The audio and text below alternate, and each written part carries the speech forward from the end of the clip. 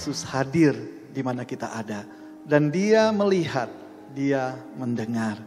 Kita bersyukur hari ini kita boleh sama-sama beribadah kembali. Dan pagi ini topik yang diberikan pada saya adalah berbicara tentang harga diri. Berbicara tentang harga diri, kalau boleh dibilang, kalau saudara, bapak, ibu semua coba diizinkan untuk memberikan harga bagi diri sendiri, mau dibanderol berapa harganya, kira gitu. Karena saya ingat satu cerita ya, saya ingat ini. Ketika baca cerita ini, walaupun saya lupa bagian-bagian tertentu, tapi prinsipnya paling enggak saya ingat. Ada seorang yang bernama Julius Caesar, waktu itu dia diculik. Ketika diculik, pencuri ini atau penculik ini meminta tebusan. Dan ketika disebutkan angka tebusan, kalau nggak salah 20.000 dinar gitu ya. Nah, mata uangnya juga saya nggak terlalu ingat, tapi paling nggak kurang lebih seperti itu. 20.000 dinar. Julius Caesar saat itu malah ketawa dengar orang minta tebusan segitu besar. Dia bilang, kamu nggak tahu saya. Kalau kamu tahu saya, kamu akan meminta lebih dari itu. Bahkan dia kasih angka 50.000 dinar, kurang lebih gitu. Jadi satu hal ada perbedaan. Tapi ini hanya satu cerita. Kalau boleh dibilang harga hidup kita, diri kita sebenarnya lebih daripada itu. Kalau mungkin dia patok harga segitu kurang lebih, buat kita itu kecil sekali. Kita ini punya harga diri yang begitu luar biasa. Nah, saya ingat satu anak Tuhan, Daud ya. Daud itu di keluarga dia diabaikan. Ketika bangsa Israel ditantang oleh Filistin dan ada satu sosok yang namanya Goliat, ketika semua dalam ketakutan, Daud datang menghadap raja. Dia bilang, saya akan melawan Goliat itu. Tapi itu pun raja saat itu mengecilkan dia. Underestimate Daud. Dia bilang, mana mungkin, kamu masih muda. Dia dari sejak mudanya udah jadi prajurit. Kurang lebih ini, jadi kalau boleh dibilang, waduh gimana ya harga diri seorang Daud yang di rumahnya diabaikan. Ketika mau melawan Goliat juga dikecilkan. Wah, perjalanan hidupnya, ketika jadi raja mau dikudeta anaknya. Tapi yang luar biasa kita belajar dari Daud. Dia tidak menaruh istilahnya harga dirinya kepada perkataan-perkataan orang, pada keadaan-keadaan. Karena dia menaruh harga dirinya itu kepada Tuhan yang luar biasa. Sehingga dia selalu bilang, waktu dia ngalahin melawan singa ketika jaga kambing domba yang sedikit itu, itu karena Tuhan. Ketika mungkin ada beruang yang mau menyerang, dia mengalahkan beruang, dia nggak tepuk dada, itu karena saya. Tetapi selalu dia senternya itu kepada Tuhan. Itu karena perbuatan Tuhan. Sehingga kita waktu mau melawan Goliat, dia bilang juga, aku datang atas nama Tuhan. Bukan karena pengalaman dia, bukan karena kehebatan dia. Nah, hari ini kita mau lihat dulu definisi daripada harga diri itu ya, supaya kita ngerti. Definisi yang mungkin dari begitu banyak, saya ambil dua aja. Di sana dikatakan pandangan keseluruhan dari individu tentang dirinya sendiri. Jadi pandangan tentang ke diri sendiri kita secara keseluruhan. Itu yang menjadi harga diri seseorang. Atau kesadaran akan berapa besar nilai yang diberikan kepada diri sendiri. Itulah yang disebut harga diri. Nah, kalau bicara harga diri ini, kalau boleh dibilang banyak orang yang ingin mengakhiri hidupnya karena merasa hidupnya udah gak berarti. Dia gak punya lagi istilahnya, merasa gak bermakna lagi. Gak ada harga diri lagi. Ketika satu malam kami berdua udah hampir tidur, apa sudah tidur saya lupa. jam 2 malam ada telepon gitu ya. Ini kejadian sudah lama juga. Ada telepon dan ketika telepon itu dia bilang, dia panggil kita berdoa Kak. Jadi Kak, tolong titip istri dan anak saya. Loh, kenapa kamu mau pergi kemana kira-kira gitu. Malam ini juga saya sudah mau mengakhiri hidup saya. Nah waktu di situ saya belum tahu alasannya apa, belum tahu kenapa gitu ya. Tapi kita berdoa akhirnya sepakat suruh besok pagi kalau bisa kita ketemu dulu lah gitu. Jadi akhirnya kebetulan yang terima waktu itu istri saya. Jadi akhirnya dibilang gini, bisa nggak ditunda dulu? Istilahnya mau bunuh diri ditunda dulu gitu ya. Bisa nggak ditunda dulu? Kita ketemu dulu, kita ngobrol, setelah itu terserah mau apa. Kira-kira gitulah bahasa mudahnya. Akhirnya disetujui, besok paginya bangun kita ketemu, kita ngobrol. Ternyata dia merasa udah gak punya, apalagi hidupnya udah gak bermakna bagi keluarga. Karena ternyata dia punya usaha, usahanya ambruk, bukan hanya ambruk, meninggalkan hutang yang begitu besar. Setiap hari debt collector datang, dia seperti terintimidasi sehingga dia depresi begitu rupa. Rasanya dia, aduh saya udah gak berarti, gak bisa membahagiakan istri, gak bisa membahagiakan anak. Jadi waktu malam itu ketika datang ke rumah memang udah tersedia yang namanya baygon, 1 kaleng gitu. Terus apalagi kalau gak salah ada obat apa yang berapa banyak saya gak tahu. Mungkin dia mau langsung makan dan minum itu baygonnya. Nah, dari sini ternyata bicara harga diri ketika seseorang gak berarti, gak merasa hidupnya udah gak berarti lagi, jalan pintas bisa dilakukan. Mengakhiri hidup, ada begitu banyak contoh-contoh yang ketika kita ketemu orang-orang yang memang ketika merasa dirinya udah gak berharga tuh larinya kalau enggak ke hal-hal yang negatif, larinya selalu ingin mengakhiri hidup. Tapi kita bersyukur sebagai anak-anak Tuhan, kita seharusnya mengerti bagaimana kehidupan kita di hadapan Tuhan. Ada banyak orang begini, berusaha meningkatkan harga diri. Merasa dirinya nggak mampu, tapi dia menutupi dengan banyak hal. Ada yang berusaha, mungkin orang menggantungkan harga dirinya ke penampilan. Sehingga dia berusaha yang mungkin tadi kulitnya agak hitam diputihkan gitu ya. Mungkin Michael Jackson salah satunya. Itu berusaha jadi putih. Jadi merasa nilai dirinya naik gitu. Atau yang tadinya bentuk badannya mungkin agak lumayan padat gitu ya. Saya gak berani ngomong yang lain. Lumayan padat. Terus berusaha minum obat tertentu, slimming tea lah. Atau mungkin nge-gym lah. Ditekan sini, tekan sana lah gitu kan ada. Karena alat sekarang yang pakai udah langsung kurus gitu ya. Nah kayaknya semakin tipis itu semakin hebat, harga dirinya naik gitu. Kita lihat salah satu iklan seorang perempuan yang lewat, ya jalan sempit kelewat, wah bangganya luar biasa. Kalau saya nyangkut mungkin sudah. Tapi itulah orang berusaha mencari harga diri. Untuk meningkatkan harga dirinya berusaha dengan berbagai cara. Tapi ada juga yang boleh dibilang merasa diri sempurna. Ini kebalikannya. Merasa diri paling tahu. Dia nggak mau orang menunjukkan kelemahannya. Jadi dia berusaha, dia yang paling menjadi orang yang paling hebat. Kalau dia tersinggung harga dirinya, mungkin ada orang yang lewat tanpa menghormati dia. Wah udah dia gak tahu nih siapa saya. Mungkin karena kedudukan, mungkin karena harta kekayaan yang dia miliki. Tapi sesungguhnya kehidupan kita itu bukan ditentukan oleh yang tadi-tadi itu.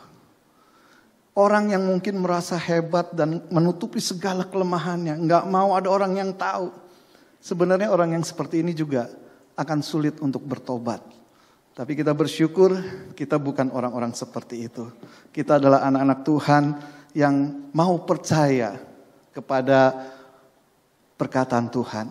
Nah ini ada satu quote ya. Satu quote yang bagus. Saya bacanya sebenarnya kalau nggak salah di FB-nya adik saya. Tapi saya masukkan di sini karena ini punya sesuatu yang berarti buat kita. Di sana dikatakan gini, nilai kita tidak ditentukan apa, itu harus ada oleh apa yang kita miliki, tetapi siapa yang memiliki kita dan menjamin hidup kita. Jadi sesungguhnya benar, nilai kita nggak ditentukan oleh apa yang kita miliki, oleh apa kata orang, tetapi sebenarnya nilai kita nih ditentukan oleh siapa sih yang memiliki kita. Siapa sih yang menjamin kehidupan kita. Wah, kalau kita tahu dan mengerti ini, saya percaya kita akan bersyukur kepada Tuhan. Kita akan menghargai hidup ini dengan luar biasa. Bukan sekedar biasa-biasa aja. Tetapi benar-benar kita ini adalah anak-anak Tuhan yang dengan luar biasa Tuhan berikan bagi kita. Nah, ada banyak orang juga merasa diri tidak berharga. Tadi saya bilang, ada orang yang tadi saya bilang juga telepon malam-malam karena merasa nggak ada harga diri lagi. Karena harga dirinya ditentukan yang tadi. Mungkin usahanya kalau maju, wah harga dirinya meningkat. Tapi sebenarnya kalau kita menaruh harga diri kita kepada sesuatu yang tidak tetap, berarti kan harga diri kita juga kayak saham ya, naik turun. Wah kalau lagi naik, harga diri naik, terus saham turun. Nggak seperti itu. Tapi kita punya sesuatu kepastian kalau kita tahu dan kita hidup di dalam kebenaran firman Tuhan. Jadi dari sejak penciptaan, ternyata itu udah menjadi sesuatu yang spesial. Manusia itu menjadi sesuatu yang spesial di mata Tuhan. Sehingga di sana di Kejadian 1 ayat 27 dikatakan gini. Maka Allah menciptakan manusia itu menurut gambarnya. Menurut gambarnya Allah diciptakannya dia, laki-laki dan perempuan diciptakannya mereka. Dari sini kita lihat dan perhatikan ayat ini bahwa sesungguhnya kita ini diciptakan oleh Allah yang menciptakan langit, bumi dan segala isinya. Kita dibuat berbeda dengan yang lain-lain. Yang lain-lain dikatakan jadilah terang, jadilah ini, jadilah itu. Semua jadi karena firman-Nya. Tetapi ketika menciptakan manusia, Allah yang dikatakan bersama-sama kita percaya, Allah Tritunggal itu. Mereka sama-sama mau berembuk, menciptakan sesuatu sesuai gambar dan rupa Allah. Image-nya Allah ada dalam manusia. Kita adalah bagian dari itu. Kita kalau percaya berarti kita ini diciptakan begitu rupa. Berarti sungguh amat spesial di mata Tuhan. Harusnya kita bangga, kita bersyukur kita ini adalah manusia-manusia yang spesial, dibuat secara spesial. Mungkin ada yang bilang, oh itu kan Adam dan Hawa gitu ya. Tapi kalau kita mau tahu bagaimana kita, di Mazmur disebutkan kan itu, Tuhan itu menenun kita dari sejak dalam kandungan ibu. Jadi sejak di dalam kandungan Tuhan menenun begitu rupa menjadi kita semua. Jadi kalau kita dikandung dan dilahirkan, semua itu juga karena Tuhan yang menciptakan kita. Karena Tuhan yang memberikan kehidupan kepada kita. Dan Tuhan itu ketika membuat itu spesial di mata Tuhan. Karena ditenun dengan begitu rupa. Kalau kita tahu bagaimana orang menenun, wah detail gitu ya. Apalagi kalau udah yang ditenun itu soal kain songket, kain ya model-model gitu. Waduh itu benar-benar satu-satu warnanya, benangnya diperhatikan begitu rupa. Dan begitu juga kita sebenarnya. Kalau kita mengerti bagaimana kita diciptakan. Bagaimana keberadaan kita. Kita gak usah ngomong yang lain-lain. Kalau kita sadar ya. Sebenarnya keberadaan kita itu begitu amat mahal. Kita akan menyadari ini kalau kita masuk rumah sakit. Kalau kita mungkin ada di rumah sakit kita akan menyadari ternyata kehidupan yang Tuhan beri itu begitu amat mahal. Bahkan setiap detail yang ada dalam tubuh kita itu benar-benar semuanya nggak ada yang nggak berguna, semuanya berguna. Dan satu aja hilang, diambil, itu waduh mahal sekali. Untuk mengganti mahal sekali kalau bisa diganti. Dan kadang-kadang nggak bisa diganti. Itulah keberadaan kita. Betapa berharganya hidup kita. Seharusnya kita bangga. Belum nyebut yang lain-lain, hidup kita itu sudah teramat mahal. Itu yang Tuhan lakukan atas hidup kita. Saya mengalami ketika kaki tendon saya pernah putus total. Jadi ternyata saya nggak bisa berdiri, nggak ada yang nahan. Kalau bilang kaki ini bisa ngaplek begitu. Jadi kalau udah ngaplek itu mau berdiri nggak bisa. Saya sampai cari-cari akhirnya pakai tumit masih bisa nih. Saya berdiri. Saya berjalan pakai tumit saya, walaupun sakit. Tapi dari situ kita lihat ketika ke dokter dioperasi, mahal saudara. Cuma nyambung, itu belum bicara tentang ototnya. Ini baru nyambung otot aja mahalnya minta ampun. Jadi kalau semua ini tersambung dengan baik, bersyukurlah. Karena itu apa yang Tuhan berikan pada kita itu sungguh amat mahal. Kalau kita ngerti ini kita bisa menghargai kita bukan karena kita, tapi karena Tuhan, seperti Daud yang selalu menggantungkan hidupnya kepada Tuhan. Hatinya terpaut kepada Tuhan. Sehingga dia gak menilai dirinya karena diabaikan orang tuanya. Dia gak menilai dirinya mungkin direndahkan raja. Atau juga mau dikudeta anaknya. Sepanjang hidupnya ternyata waduh susah. Kalau saya ngikutin perjalanan Daud, susah semua. Dari doa-doanya kelihatan. Ketika dia susah, tapi dia tetap di dalam keadaan kesusahan dan kesulitannya dia tahu Allahnya itu yang menjadi kekuatan dia. Berarti kita juga kalau mau menilai harga diri kita, mari kita mengerti seberapa besar yang Tuhan katakan tentang kita. Jangan percaya perkataan orang, jangan percaya apa kata orang, tapi percayalah apa kata firman Tuhan. Dan oleh sebab itu saya ingin kita membaca ini satu ayat yang menjadi tema di dalam topik kita. Yesaya 43 ayat 4a berkata, oleh karena engkau berharga di mataku dan mulia, dan aku mengasihi engkau. Saya berharap jemaat Tuhan dimanapun engkau ada saat ini, dan kita semua yang ada di sini, percaya dan pegang, aminkan ayat ini. Bahwa Tuhan yang berkata bahwa kita berharga. Tuhan bilang engkau berharga di mataku. Waduh, seharusnya kita bersyukur banget. Orang bisa menganggap kita orang yang gak berharga, gak apa-apa. Asal jangan Tuhan bilang kamu gak berharga di mataku. Tapi biarlah kita boleh percaya akan firman ini. Bahwa kita berharga di mata Tuhan. Bahkan dikatakan engkau itu mulia. Dan aku mengasihi engkau. Berbicara tentang harga atau nilai, memang mungkin dalam perjalanan sejarah manusia, Adam dan Hawa jatuh di dalam dosa. Sekalipun itu terjadi, tetapi di mata Tuhan sebagai pencipta, itu berharga di matanya. Sehingga dia jauh-jauh hari merencanakan penyelamatan.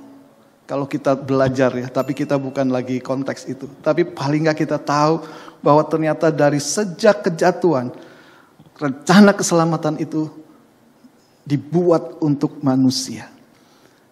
Saya ingat ini juga, ada satu ilustrasi cerita ya. Saya baca satu cerita, seorang perempuan, dia punya gelang. Ternyata gelang itu dia buat sesuai dengan apa yang dia pikirkan. Jadi dari mungkin hanya sekedar barang-barang sederhana lah, dari monte, dari apa gitu ya, dia susun seperti yang dia impikan, akhirnya jadi. Satu saat dia ke mall, dia jalan, dan ketika pulang sampai di luar dia menyadari, loh kok nggak ada gelangnya nih, kemana gelangnya? Tadi dia pikir karena buru-buru, udahlah itu kan nggak seberapa gitu. Dia bisa pulang. Tapi waktu dia ingat bagaimana dia menciptakan itu, bagaimana dia membuat itu, begitu rupa sesuai dengan apa yang dia pikirkan, sesuai dengan apa yang dia inginkan. Jadi waktu bicara itu, wah dia langsung cari. Dia kembali ke mall, dia susuri jalan-jalan yang dia lewati, sampai dia mungkin ingat, sampai di toko ini saya masih ngelihat saya pakai gitu. Jadi dia tanya ke toko itu, dia bilang, Pak ngelihat nggak gelang saya? Gelang seperti apa? Mahal ya pasti gitu. Karena mungkin lihat dari mimiknya dia yang begitu kehilangan gitu ya. Tapi waktu ditanya seperti itu, dia bilang enggak, itu kok sederhana, hanya dari buatan saya sendiri dari ini. Ketika dicari, ketemulah. Waktu ketemu, dia bersukacita, dia pegang. Ini baru bicara hanya seorang manusia yang kehilangan apa yang dia buat. Yang begitu sederhana, tapi itu berharganya luar biasa. Karena apa? Dia buat sendiri. Apalagi kita di mata Tuhan. Dia buat kita, dia rancang kita sesuai image-nya ketika jatuh di dalam dosa. Dia bukan ya udahlah, masa bodoh lah. Tapi begitu berharganya kita sampai Tuhan juga merancangkan satu penyelamatan. Supaya manusia yang diciptakan ini kembali menjadi miliknya. Kita harus bersyukur buat ini. Dan kalau kita melihat, kita nih tahu kita begitu berharga. Kita tahu juga ilustrasi tentang uang ya. Waktu itu saya juga praktekkan di satu persekutuan kantor. Saya kasih lihat, ini nilainya mereka tahu. Saya keluarkan sengaja yang besar. Dan saya kual, sudah. Kita kual. Terus saya bilang, masih ada yang mau? Masih. Ya udah, jangan dulu. Saya buang, saya injak-injak. Ketika saya injak-injak, saya tanya, masih ada yang mau? Ternyata mau semua loh saudara. Karena apa? Karena nilainya tetap nggak berubah. Nilainya nggak berubah walaupun jadi kucel, jadi kotor, nilainya nggak berubah. Itu tetap berharga. Istilahnya mau beli bakso 10 jadi saudara. Nah begitu juga dengan kita di hadapan Tuhan. Mungkin kita memang udah jatuh, tapi nilai di hadapan Tuhan karena Tuhan yang menciptakan, nilainya itu tetap. Kita berharga di mata Tuhan.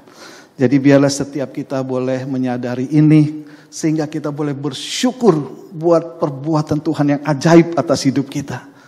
Dan kita mau lihat ayat berikutnya berkata gini, ini kejatuhan manusia karena semua orang telah berbuat dosa dan telah kehilangan kemuliaan Allah.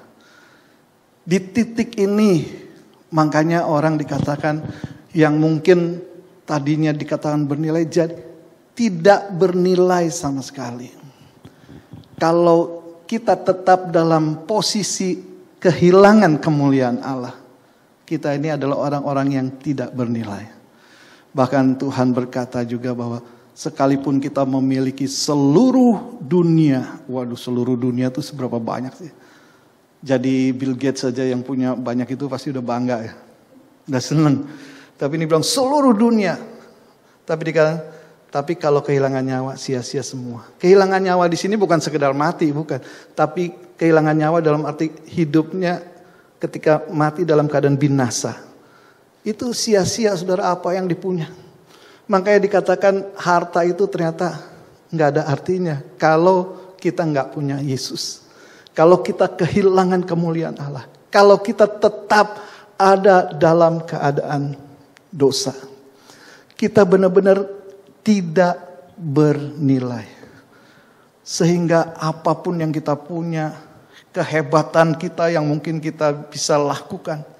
Tapi kalau kita tidak ada di dalam anugerah Tuhan, semuanya sia-sia.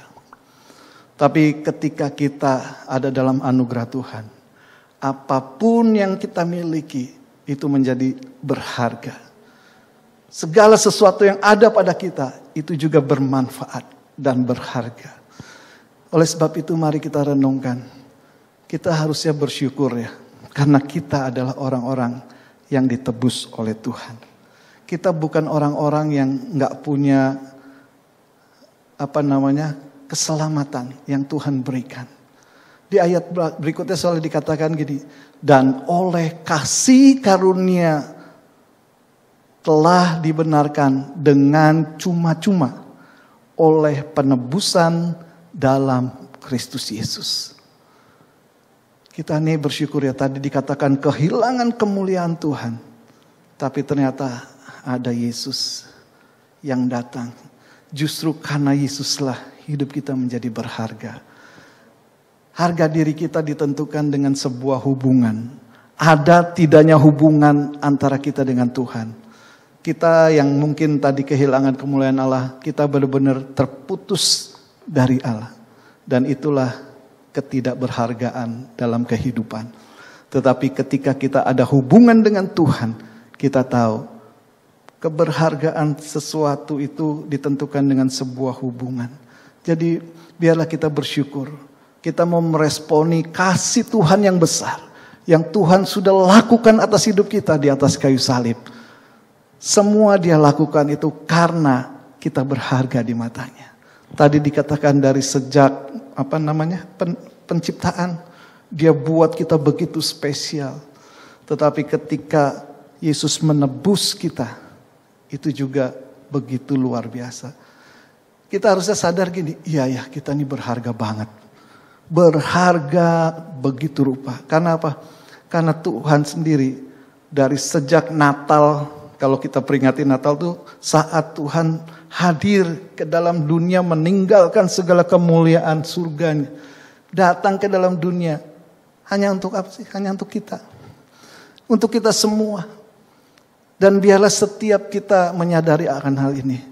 Dan bukan hanya itu, ternyata Dia menjalani kehidupan itu, mengajarkan bagaimana cara hidup kerajaan Allah kepada murid-murid, kepada orang-orang yang ada sekitarnya, memberikan teladan kepada setiap orang supaya orang-orang boleh kembali kepada Tuhan. Dan sampai perjalanannya, ternyata Dia pun mau menyerahkan nyawanya. Nyawanya diserahkan.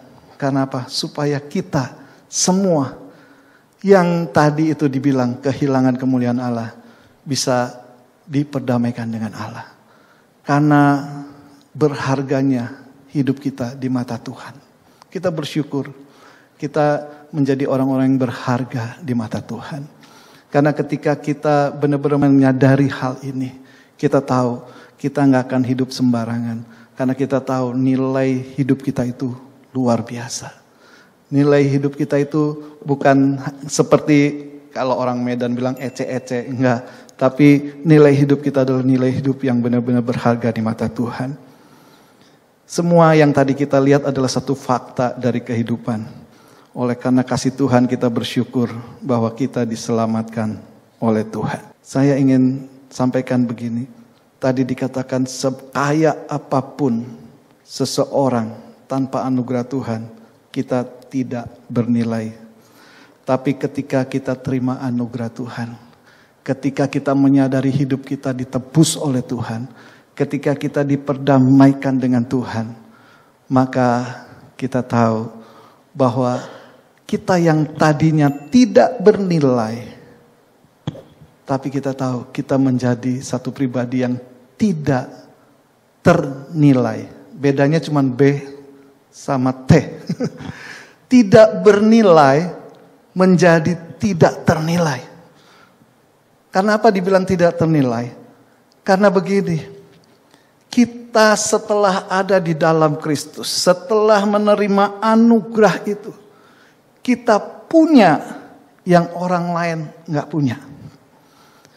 Kita punya yang orang kaya sekalipun gak bisa beli. Itu harus kita sadari. Betapa mahalnya kita sebenarnya. Karena apa? Keselamatan itu yang Tuhan berikan bagi kita. Semua orang berusaha mencari dengan cara kebaikan, dengan cara apapun. Tapi sebenarnya yang diperlukan adalah hanya anugerah Tuhan. Ternyata semua orang yang mencari Tuhan gak bisa ketemu Tuhan, betul gak? Kita berusaha teriak kepada Tuhan, kita cari Tuhan, gak pernah kita ketemu Tuhan. Tetapi satu hal yang perlu, Tuhan datang kepada kita baru bisa. Kalau kita datang kepada Tuhan, di mana Tuhan kita nggak tahu, kemana kita harus melangkah kita nggak tahu. Tetapi kalau Tuhan mendatangi kita, itulah anugerah. Kekristenan itu adalah Tuhan menghampiri kita. Dan itu yang kita bersyukur, karena disitulah kita bisa percaya kepada Tuhan. Menerima anugerah dari Tuhan.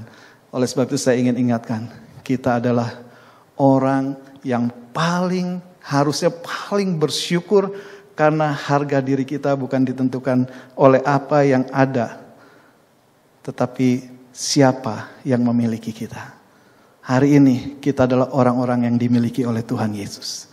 Hari ini kita adalah orang-orang yang dijamin oleh Tuhan. Kehidupan kekal menjadi bagian hidup kita. Dan saya ingin tutup dengan satu hal ini.